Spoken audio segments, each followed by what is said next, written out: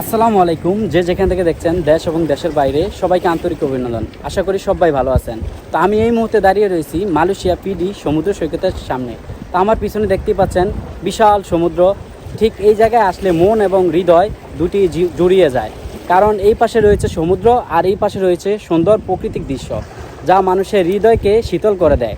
যারা ছুটির দিনে ছুটি পায়, বিশেষ করে মালয়েশিয়ানরা এবং বাংলাদেশিরা, তারা এই জায়গাটি ঘুরতে আসে, কারণ সমুদ্রের সুন্দর বাতাস হৃদয়কে জুড়িয়ে দেয়, ব্যস্ততা দূর করে দেয়। তো আমিও আজকে এই জায়গায় আসছি। আমাদের বাইতুল নূরে জামে মসজিদ থেকে অনুষ্ঠিত আয়োজিত শিক্ষা সফর, এই শিক্ষা সফরে আমিও এখানে আসছি। এই এই এই পিডি সমুদ্র সৈকতের সৌন্দর্য উপভোগ করার জন্য আজকে এখানে ঘুরতে আসছি।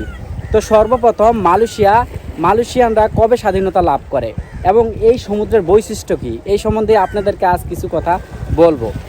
সর্বপ্রথম মালয়েশিয়ার স্বাধীনতা লাভ করে 31শে আগস্ট 1957 সালে। তারা রক্তপাতের মাধ্যমে ব্রিটিশদের কাছ থেকে তারা তাদের এই দেশটির পতাকাটি ছিনিয়ে নেয় এবং কি বর্তমানে মালয়েশিয়ার জনসংখ্যা রয়েছে প্রায় 3 কোটিরও অধিক। আর ঠিক একই কথা বলতে গেলে বাংলাদেশ স্বাধীনতা লাভ করে 1971 সালে রক্তপাতের মাধ্যমে, কিন্তু ওই তুলনায় বাংলাদেশের চাইতে প্রায় অনেক গুণ উন্নত করেছে। উন্নত রাষ্ট্রের কাতারে উন্নত রাষ্ট্র হিসাবে মালয়েশিয়া নিজেদের নাম তাদের নির্দিষ্ট জায়গার মধ্যে লিখে নিয়েছেন। সবচেয়ে আশ্চর্য লাগে এই জিনিসটা চিন্তা করে, যারা আমাদের আগে প্রায় 14 বছর আগে স্বাধীনতা লাভ করে উন্নত বিশ্বের নাম তাদের কাতারে তাদের নাম লিখে ফেলেছে, কিন্তু আমরা বাংলাদেশ এখনও লিখতে পারিনি। ইনশাল্লাহ আমরাও একদিন আমাদের নামটা ঠিকই উন্নত বিশ্বের কাতারে লিখব। তো সেই সময় এখন শুধু সময়ের অপেক্ষা, পরিশ্রম, ধৈর্য এবং সহানুভূতি এবং কি চোরাকারবারি, অবৈধ কাজ কারবার থেকে যদি আমরা নিজেদেরকে বিরত রাখতে পারি, ইনশাল্লাহ আমরাও একদিন উন্নত বিশ্বের কাতারে আমাদের নাম লেখাবই। তো এখানে এই সমুদ্রের কথা আমি যা বলছি, এই সমুদ্র যুদ্ধক্ষেত্র বিরাট অবদান রেখেছে মালয়েশিয়ার। বর্তমানে এই সমুদ্র দিয়ে বাণিজ্যিকভাবে সবচেয়ে বেশি প্রভাবিত হয় মালয়েশিয়া সরকার। সবচেয়ে বেশি উন্নয়নশীল হওয়ার মূল কারণে হচ্ছে এই সমুদ্র, পিডি সমুদ্র। এই সমুদ্রের মধ্যে থেকে আপনার বিশ্বের বিভিন্ন দেশ থেকে খাদ্য জাহাজ, খাদ্য সামগ্রী এবং এখান থেকে বিভিন্ন পণ্যসমূহ রপ্তানি করে থাকেন এই দেশের সরকার, এবং এতে করে মালয়েশিয়ার আর্থিক অবস্থা দিন দিন উন্নত হয়, যার কারণে বহির্বিশ্বের সাথে তাদের যোগাযোগ ব্যবস্থা ভালো। আর এখানে বেশিরভাগ কোম্পানি রয়েছে চাইনিজদের। আর চাইনিজরা এই মালয়েশিয়াকে তারা ব্যবসায়িক কেন্দ্র হিসাবে কেন বেছে নিয়েছে, কারণ হচ্ছে এই জায়গাটি ব্যবসার জন্য সবচেয়ে বেশি উপযোগী, কারণ এখানে দুটি ঋতু বিরাজমান এবং কি সবসময় শীতও না গরমও না, এমন অবস্থায় থাকে সবসময়। আর কোনো অঞ্চল আছে যে অঞ্চলে শীতে, আর যে অঞ্চল আছে শীতও না গরমও না, এমনভাবে বিভক্ত, যার কারণে এটি ব্যবসায়িক দেশ হিসাবে সবচেয়ে বেশি বাণিজ্যিক এলাকা, যার কারণে তারা কোটি কোটি টাকা এখানে বিনিয়োগ করে আর এখান থেকে তারা সুফল পায়। এবং কি প্রতি বছর লক্ষ লক্ষ হাজার হাজার মানুষ এখানে কর্মসংস্থানের সৃষ্টি করে দেয় এই চায়নারা।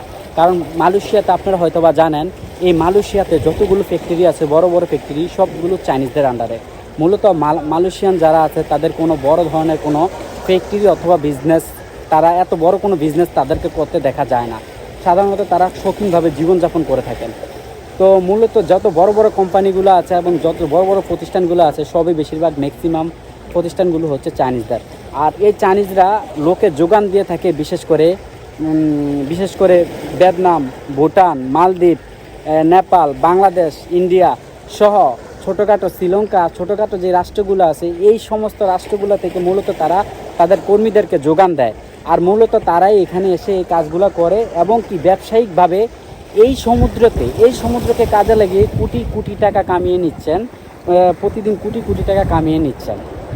তো আসলে এই সমুদ্রের অবদানের কথা বলতে গেলে আজ আমি প্রায় যদি আরও 1 ঘন্টাও বলি, হয়তো বা এই সমুদ্রের গুণগান বলে শেষ করা যাবে না। তো এখানে মানুষ সত্যিকার অর্থে এখানে যারা পর্যটক আছে তারা এখানে আসে ঘোরার জন্য এবং কি মানসিক শান্তির জন্য। যাদের শান্তি প্রয়োজন তারা এখানে এসে শান্তি নিয়ে যায়। তো এখানে বিভিন্ন রকমের রাইডস আছে, আপনি চাইলে এখানে স্পিড বোট আছে, স্পিড বোট থেকে ইচ্ছা করলে আপনি এখানে রাইডস করতে পারবেন। এর জন্য আপনাকে যদি আপনি 1 ঘন্টার জন্য ভাড়া নেন, হয়তো বা 100 রিঙ্গিত বাংলাদেশের প্রায় 2000-2500 টাকা। এখানে আপনি যদি বিনিয়োগ করেন, আপনি 1 ঘন্টা আনন্দ সহকারে এই সমুদ্র সৈকত ঘুরতে পারবেন, ঘুরে ঘুরে দেখতে পারবেন। আপনি ইচ্ছা করলে আকাশে উঠতে পারবেন, এমন এমন সুন্দর সিস্টেম আছে এখানে। তো আমার কাছে জায়গাটি বেশ ভালো লেগেছে, তাই ভাবলাম আপনাদের সাথে একটু শেয়ার করি। বন্ধুরা, যা বলছিলাম, প্রতিদিন কয়েক হাজার অবৈধ লোক এই সমুদ্র থেকে এই মালয়েশিয়া প্রবেশ করে থাকেন, অবৈধভাবে এই মালয়েশিয়ায় প্রবেশ করে থাকেন এই সমুদ্র দিয়ে। তো প্রতিদিনই এদেরকে ধরা হয়, কোনো না কোনোভাবে আইন শৃঙ্খলা বাহিনী যারা আছে এদেরকে ধরে এবং শাস্তির ব্যবস্থা করে। আপনারা হয়তো অবগত আছেন, এই মালয়েশিয়ার সবচেয়ে কঠিন জেল হচ্ছে এই মালয়েশিয়া।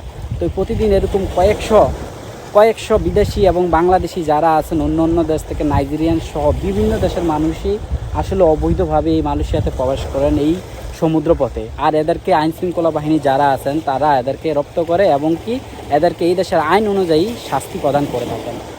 তো আসলে এই দেশের আইন শৃঙ্খলা কিন্তু খুবই কঠিন। মালয়েশিয়ার আইন শৃঙ্খলা সম্বন্ধে আপনারা অবগত আছেন যে কতটা কঠোর এবং নিষ্ঠুরভাবে তারা তাদের আইন শৃঙ্খলা পালন করে থাকেন। তো অর্থাৎ অবৈধভাবে কেউ মালয়েশিয়া ঢোকার চেষ্টা করবেন না।